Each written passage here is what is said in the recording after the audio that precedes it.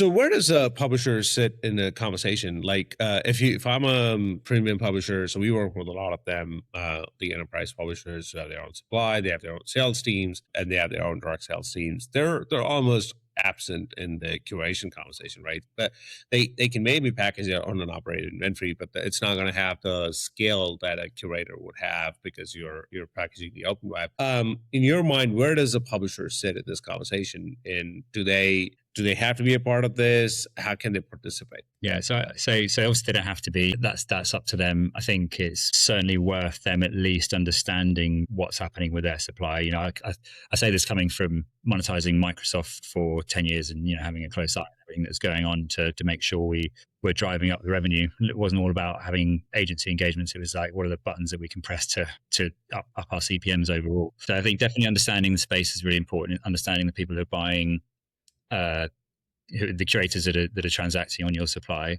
because for sure there'll be a bunch that aren't really adding any value. I don't know them. There's a lot of people out there these days. To be fair, the SSPs are doing a pretty good job of gatekeeping that.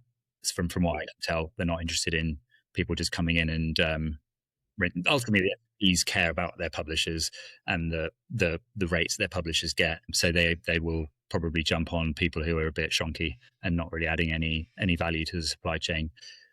I also think there's a lot of value in a curation strategy for a publisher.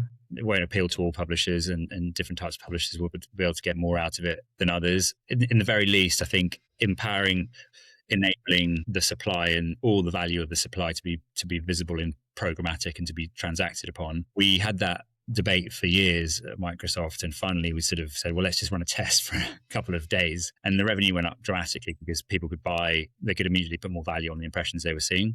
And I think it's worth publishers being a bit flexible and maybe testing how they can empower curators to sell their supply